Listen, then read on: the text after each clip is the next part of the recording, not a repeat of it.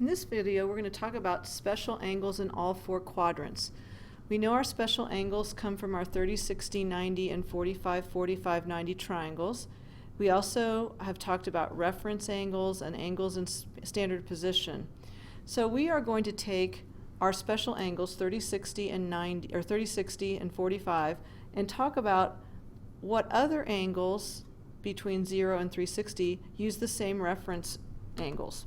So let's start with our, and I think I'm going to draw 30, 60, 90 triangles on here because we just refer to them so often. So here's my 30, 60, 91, square root of 3 and 2, and my 45, 45, 90. And sometimes I like to actually draw the 30, 60, 90 the other direction too, where the 60 is down there, because when an angle is in standard position, the angle I'm looking at is always the one that is down in the lower corner because that's the one that's close to the origin. So it's kind of nice to look at it this direction as well. So here our adjacent side is square root of 3, here our adjacent side is 1. So looking at our special triangles, let's start out with 30 degrees.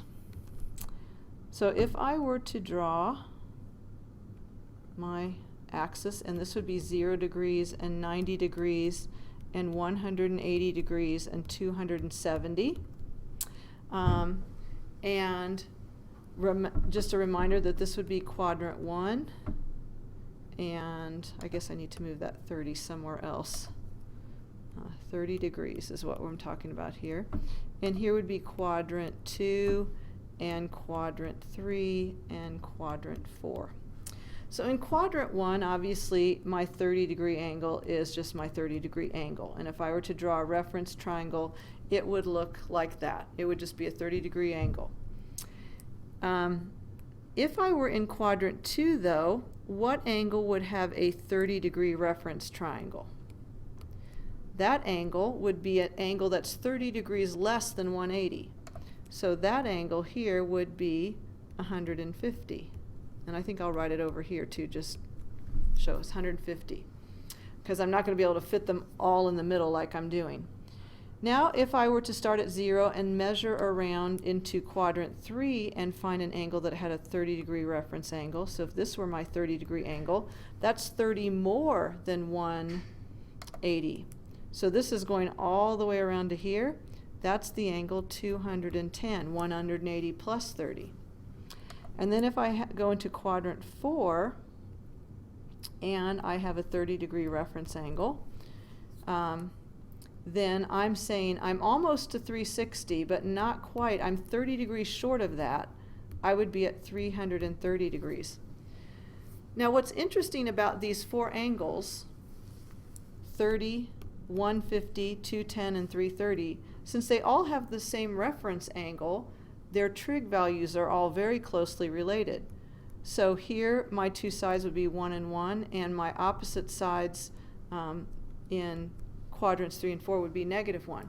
And I do want to make the comment again that when I'm starting with an angle at the origin, the opposite side is always that vertical side. It always corresponds to the y direction because I'm looking opposite these angles. The adjacent sides are always on the x-axis. So the adjacent side for quadrants 1 and 4 is positive square root of 3. The adjacent side for quadrants 2 and 3 is negative square root of 3. And the hypotenuse for all four quadrants is 2.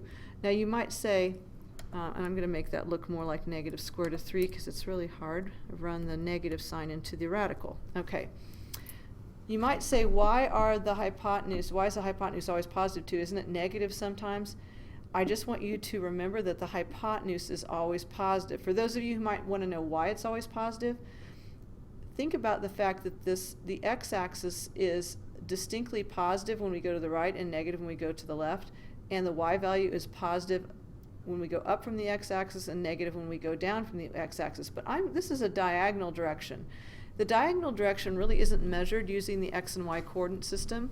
It's actually measured as distance from the origin, and distance from the origin is the same in all directions. So we always treat the hypotenuse as a positive value.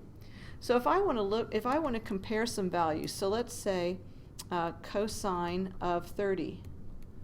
Cosine of 30 is adjacent over hypotenuse, square root of 3 over 2. What's cosine of 150? Well, it's adjacent over hypotenuse also, but now it's negative square root of 3 over 2. If we go into quadrant 3, cosine of 210, adjacent is negative square root of 3 and hypotenuse is 2. So it's also negative square root of 3 over 2. When we go into quadrant 4, and we're looking at cosine of 330 now, once we have the adjacent side is back to being positive. So it's positive square root of 3 over 2. So notice that cosine of 30 and cosine of 330 have the same trig value. They are not coterminal angles. They are not 360 degrees apart, but they are also the same trig value. Cosine 150 and cosine of 210 are both the same trig value. If we look at sine, sine of 30, 1 over 2, positive 1/2. Sine of 150, still positive 1/2, because this is the y direction now, it's still positive. So it's positive in quadrants 1 and 2. When we go to sine 210 and sine 330, however, notice then we are at negative 1/2 for both of those. So sine is positive in quadrants 1 and 2 and negative in quadrants 3 and 4. If I were to do tangent for this, let's do tangent of 30. Actually, I'm going to save tangent for the next one because this example is getting kind of crowded. So I showed you cosine and sine for the 30-degree angles. Now let's look at a 45-degree angle. So if we're looking at 45 degrees in all 4 quadrants, do this in a very similar way. Obviously 45 degrees in quadrant 1, which gives us 1, 1, square root of 2 for our labels. If we are in quadrant 2 and we do a 45-degree angle, that is 180 minus 45, so that's 135 degrees. We still label it 1, 1, square root of 2, only this time we're going negative 1 in the x direction. When we go down to quadrant 3 and we have a 45-degree angle, now we're saying we go around to 180 and then we go 45 more degrees, so that's going to be 225 degrees now. And we're going to label that it's still negative 1 in the x direction, but also negative 1 in the y direction, and square root of 2 for the hypotenuse. Hypotenuse always being positive. Quadrant 4, our 45-degree angle. Now we're going to have negative 1 as the opposite side. Again, positive 1 is the adjacent side, and square root of 2 is the hypotenuse.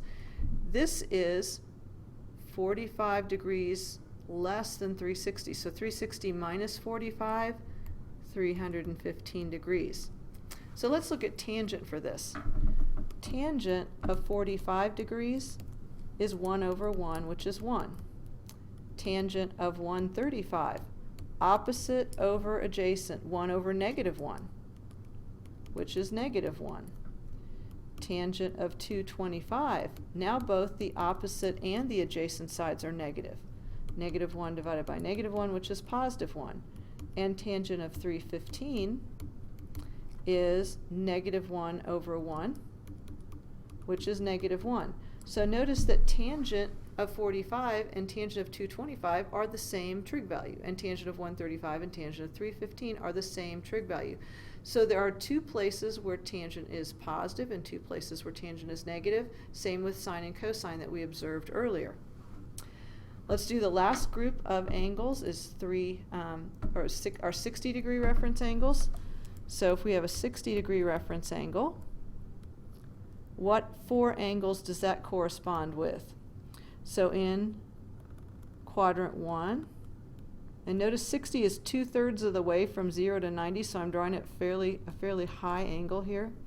So our 60 degrees here. This would be square root of 3 and 1 and 2. So our 60 degrees. When we are in quadrant 2 and we're looking at a 60-degree reference angle, we're saying This is the angle that is 60 less than 180, so that's 120. 120 plus 60 gives me the 180. Once again, square root of 3 is positive, but the adjacent side negative is going to be -1, and hypotenuse is 2. When we go into quadrant 3, we're saying 180 plus 60 degrees, so this is 240.